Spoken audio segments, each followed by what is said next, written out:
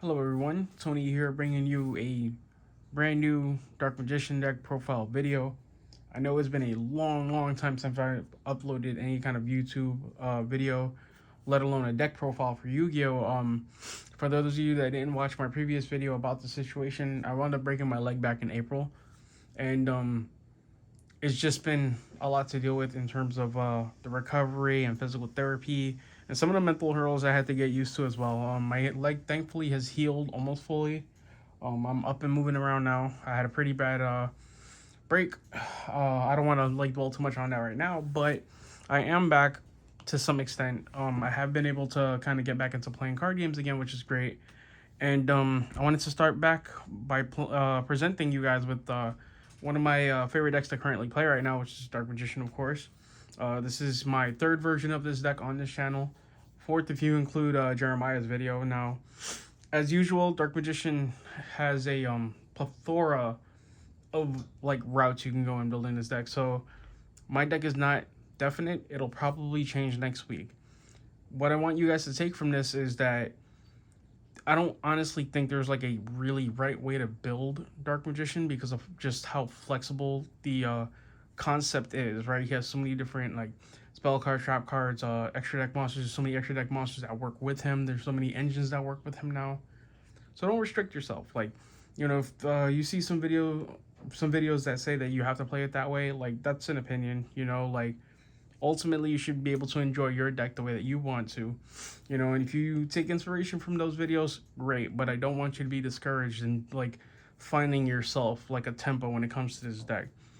Now I'm playing a pretty standard Dark Magician deck for what it is right now.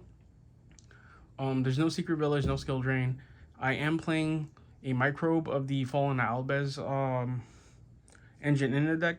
There's no Alubers in here. There is one Albaz though.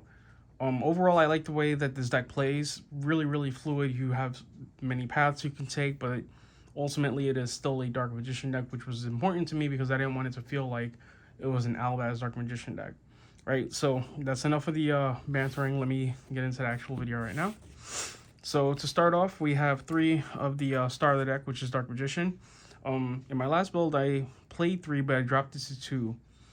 With the way that the game is being played right now, I kind of want to make sure that I have him all the time. And at two, you'll still see it, especially with the amount of search you have in a deck. But stuff like DD Crow, Ice Dragon's Prison and stuff, you don't want to wind up losing Dark Magician and only having one to operate with. So that's what pushed me to going back to three. Yeah, so he's kind of needed for majority of the combo pieces in the deck. And I felt better about playing him at three now. 3 Illusion of Chaos. Now, this card can be swapped the way I play it. I currently play 3 Illusion of Chaos and 2 Preparation of Rites. And the reason why I play it this way is because I do play Master of Chaos.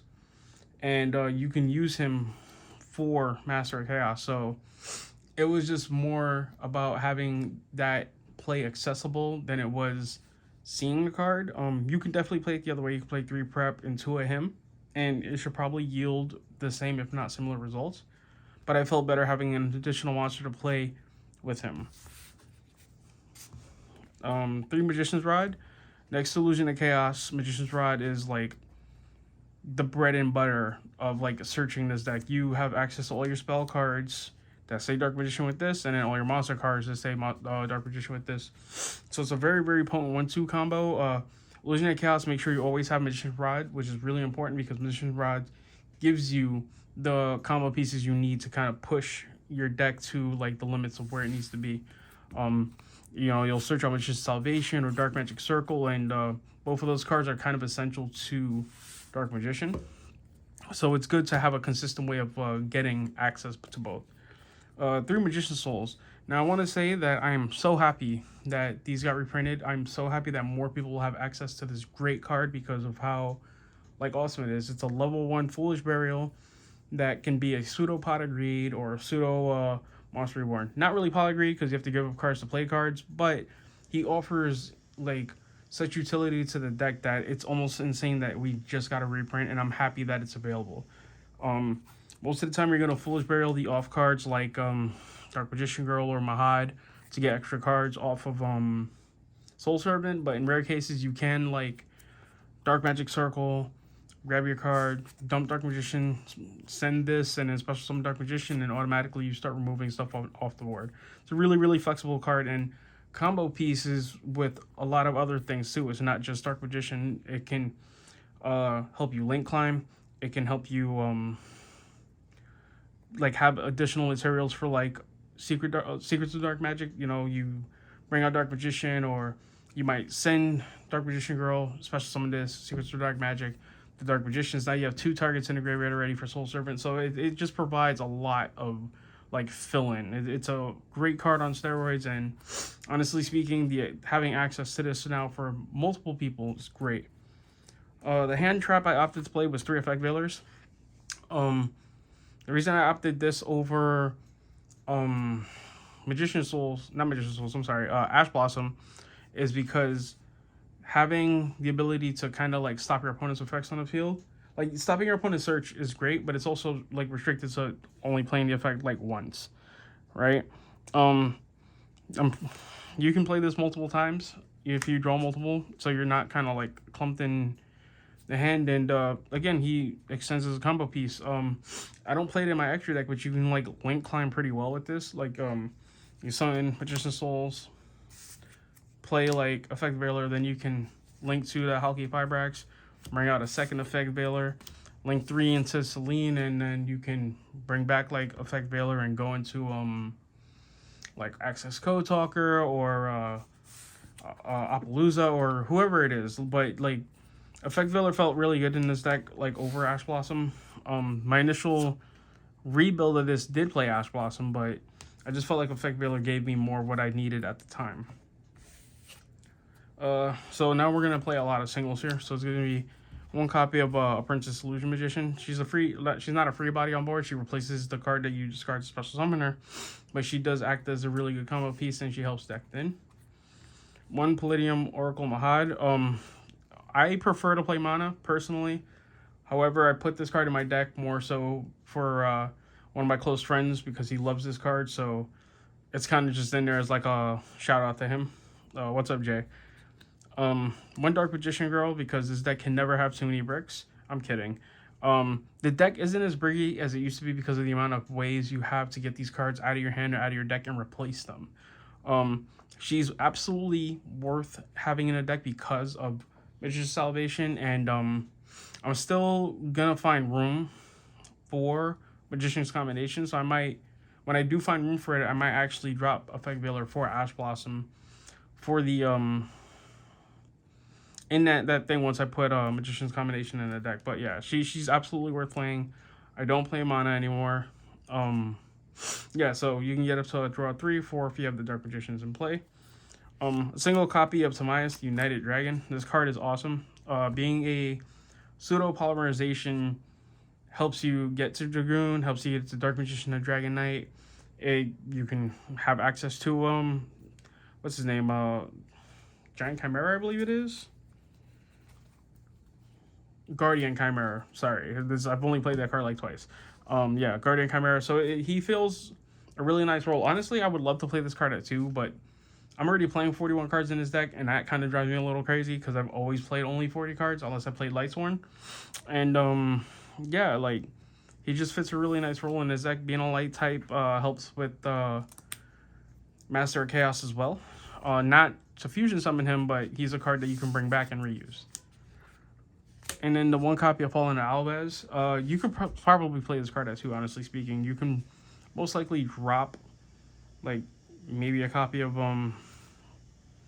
Apprentice Illusion Magician, or even maybe a copy of Veiler, and play a second copy of this. I only played at 1 because he kind of, like 1 branded fusion kind of recycles him, and you go through all your fusions so quickly with it. But the 1 copy gets you all 3 of your fusions, and I haven't felt the need to play more than 1. The branded engine's a little crazy because of like how much it offers, and then being that all of my monsters in this deck are light or dark types, it's kind of easy to make sure you fill in the role for what that fusion needs.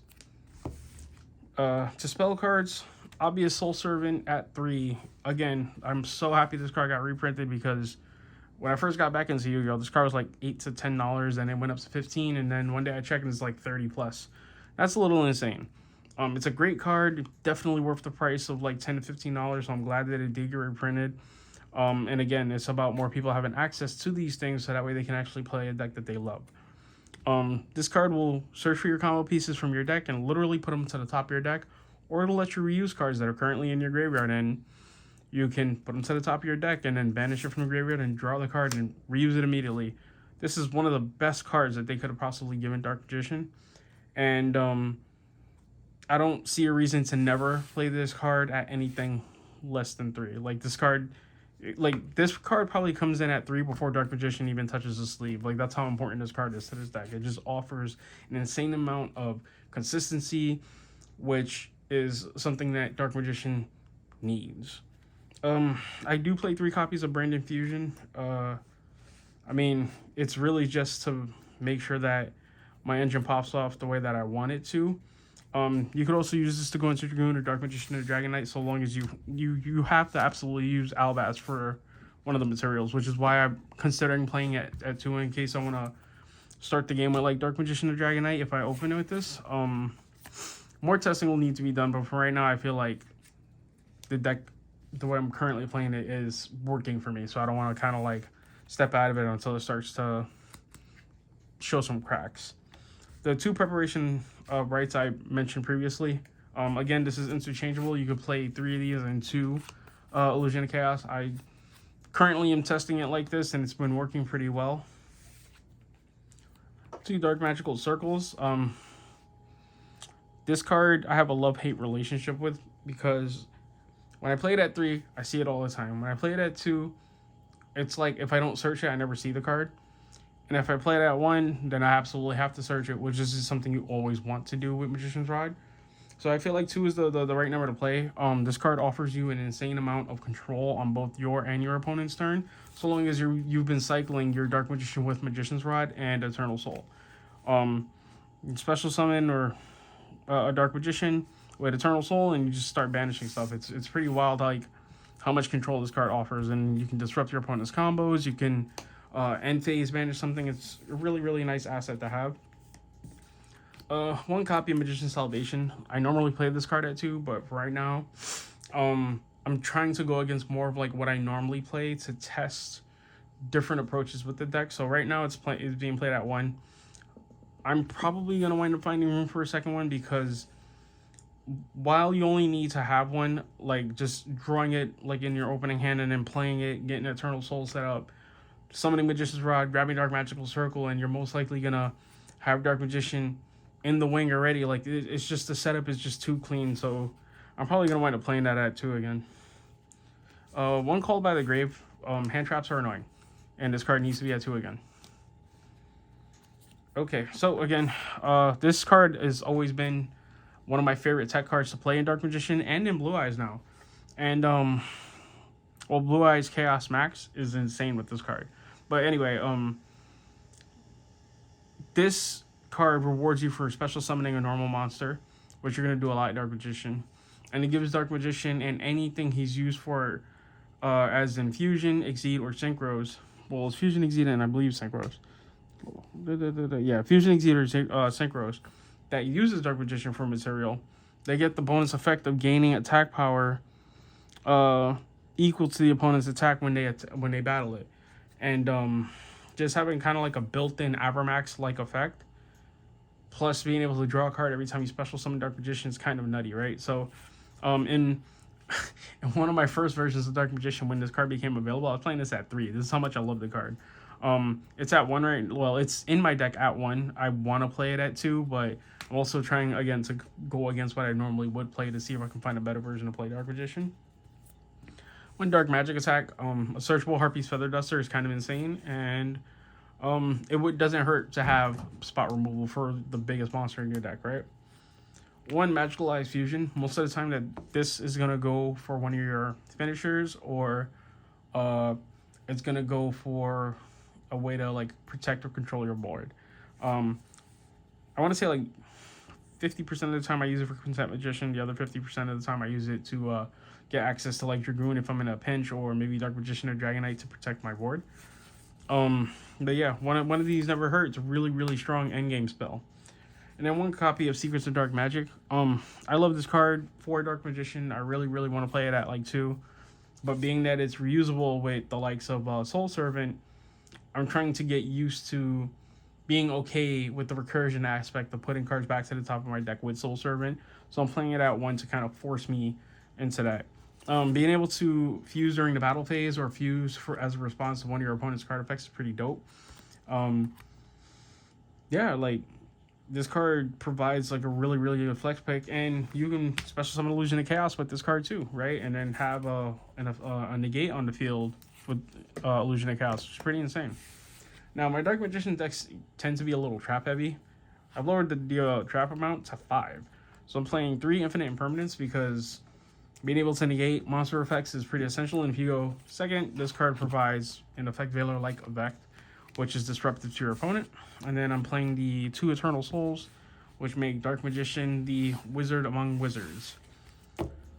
That's it for the main deck. We're going to go into the extra deck. Now, before I go into the extra deck, I want to stress that this is mostly preference, right? Like, I don't think there's really a wrong way to build a Dark Magician extra deck, so long as you keep like the main components. So what I would consider a main component is Dark Magician of Dragonite, a single copy of Dragoon. Thank you for banning Predaplant. This is no longer like Dark Magician doesn't feel like Dragoon deck anymore. It kind of got its like its allure back, its identity back, which is like great. The Dark Magicians and Quintet Magician. These are like the 4 fusions that I feel like are like really essential to Dark Magician. Now my other choice fusions are Master of Chaos and Guardian Chimera. So Master of Chaos gives you a way to kind of like board wipe, as well as some recursion. When you special summon, you can special summon a light or dark spellcaster monster. But when you fusion summon, you can special summon it, which is great because they retain their effects. So excuse me. So actually, I think it's just a light or dark monster, right? Yeah, light or dark monster. So it lets you kind of reuse certain things. You can even bring him back, and have one of your Dark Magician key cards back, like, should something happen to him. Guardian Chimera is actually a really funny card because a lot of the times when I have used him, or like in test hands have used him, using him with Secrets of Dark Magic while I have like 2 cards in hand and a monster on the field during your opponent's turn, you can kind of like Geyseris and then draw 2 off of it, which is kind of crazy. So this is a really like big flex pick, I think, for this deck. Absolutely unnecessary. If you want to play something else over it, go for it. Maybe you want to play a second Dragoon, maybe you want to play like Link Rebo. Like I have a bunch of other stuff to the side I can show you that you can play in place of like some of these flex picks. Next we have the 3 Albaz fusions. So they kind of like cycle into each other, right? So yeah, you special summon this one, you fusion summon this one, use his effect. I want to make sure I got this right because I've only used this like twice. From your extra deck, yeah. So you fusion summon this one, discard a card. No, you fusion summon him to fusion summon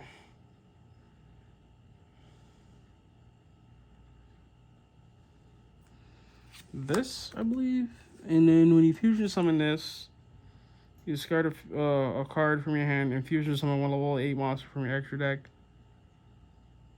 by shuffling. Yeah, so you fusion summon this with Branded Fusion, special summon this, then you discard a card, put the stuff back into your deck, and then fusion summon this. And you can go, like, if you want to play another like Albaz fusion, you absolutely can. This lets you go like a step further, but I think bringing out 3 dragons that kind of equal 8,000 in total damage on top of what's already on my field is kind of enough.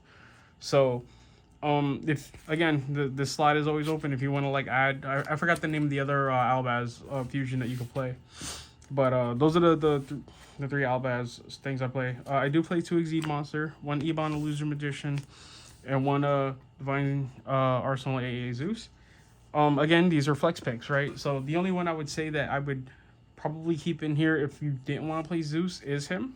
He gives you a way to remove cards from the field as well as bring Dark Magicians out, which is always nice. I kind of like Dark Magician's extra deck cards, so being able to use them more freely now is nice. Zeus is in here as a flex pick. He just wipes the board should things start going wrong. And again, totally replaceable if you don't like that. And then the last 4 cards are Link monsters. So we have Artemis, Selene, Soldier of Chaos, and Access Code Talker. Most of the time, you're going to use Selene to bring back another spellcaster so you can link into Access Code Talker. Playing the Halki Fibrax thing is not a terrible idea because it gets you to Selene a little easier without having to give up more resources because Halki Fibrax brings it from the deck. Selene just lets you link climb and link into Access Code Talker. And Blacklisted Soldiers in here because I tend to always play it in decks that have level 7 or higher like boss monsters. Like I play this in Dark World too. So that's pretty much the extra deck. You know, like there's no like sure path that you're gonna take into winning. A lot of these cards you're gonna use depending on like the game or whatever. This card sees like my board almost every single game that I play. I would like to say that Dragoon does, but he really doesn't anymore. Like it's nice to have him there, but not have to play him in order to like compete now. It's really good. You know, so this is the Dark Magician deck, at least the way I'm currently playing it. So some alternatives that you can play for the extra deck include a second Dark Magicians or a second Dragoon. If you want to play Super Poly in the deck, Mud Dragon of the Swamp and Starving Venom Fusion Dragon are both great options to take cards from your opponent's board. High Ebon Magician is a pretty good alternative to Zeus if you want to like have a negation on your opponent's turn, as long as he has materials he can negate. And then generic Link monsters like Linkuriboh, Nightmare Unicorn, Nightmare Cerberus, Nightmare Phoenix all can fit into the extra deck. You know, my friend Jeremiah likes to like kind of play these cards more than like boss monsters because they're disruptive, and I completely understand that because at the end of the day, the more like, you know, capital you have over your opponent, the more likely you are to win because you're taking away so many other resources. And then Relinquished Anima if you go second, and I'm Duke if you need another target for like Dragoon, for example. So that's going to be the deck for now. Sorry that this feels a little lackluster. I have not done this in a while, and honestly speaking, I'm a little tired. But it feels great to do this again, and I really, really miss this. I want to thank you guys for watching this video and being very patient with me because I know I said I wanted to upload like a video at least once a week, and like with me breaking my leg the way that I did, it kind of took that ability away from me. And I just hope that you guys are willing to stick around and continue to watch my content as I start to produce. I can't promise you that I can put up videos every week, but I'm going to try. I'm going to try to put out content at least. So again, if you made it this far, I want to thank you for watching. Until next time.